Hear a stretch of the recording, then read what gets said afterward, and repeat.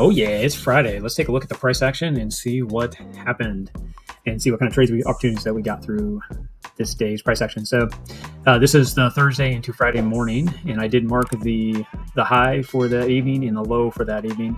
I went ahead and also marked this area out where we ran up and then we kind of had a fight in the moving average of the 200, and you can see we kind of bounced up against it, but it stayed pretty solid. So this would be another good area if we started to fall here to come back to.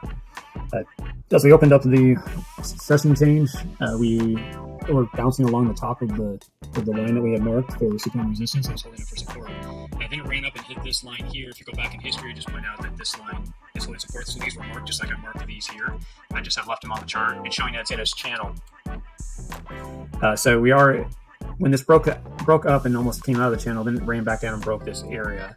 So we'd be looking for, this is either going to continue on down now, or we get a reversal like we saw.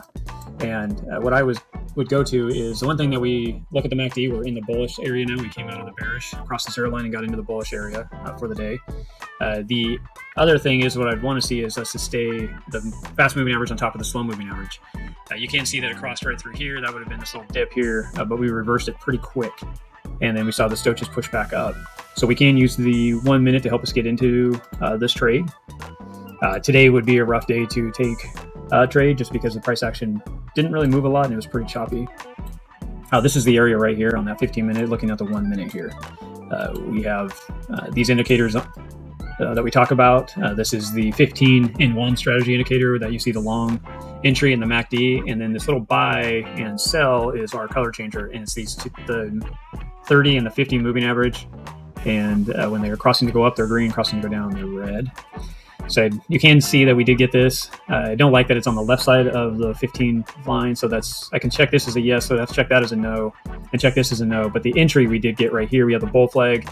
We did get the cross. So this would have been a little bit harder to take. The only reason why I'm saying it might not be a bad trade is because you are following the current trend. So we had the pullback, and then this would be a continuation of the trend that we're already in.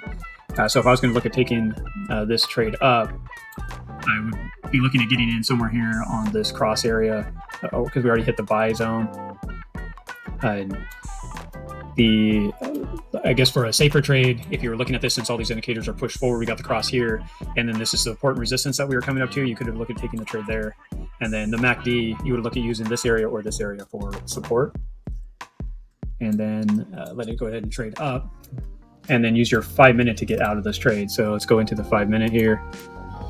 Get over here to the price action, and right here is where you'd want to look at getting out. So, and the reason why I'm saying that is because it ran up, came back down, it lost the 21 here. That's what we don't want to see.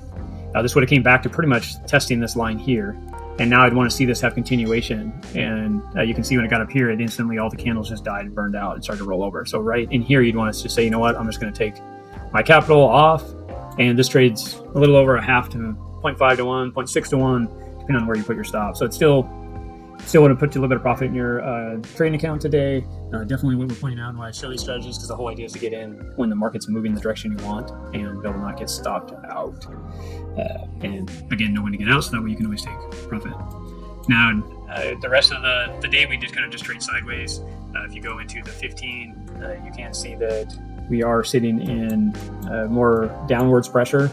We did get the cross on the MACD, and it's just constantly has been driving down. Even though price drove up, we didn't get the push back up yet on this. So we are sitting in bull territory, like I was saying, because we're up above the zero.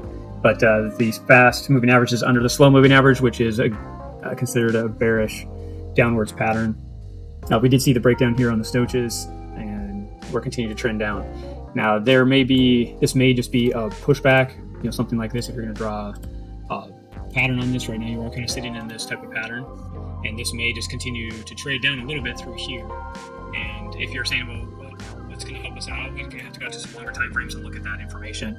Now, we don't want to see the MACD roll over here and show a longer breakdown. Now, the structures are rolling over on the 1 hour. So it looks like we could be getting a peaceful breakdown in the 1 hour. Let's go to the 4 hour as well. This continues to show rollover.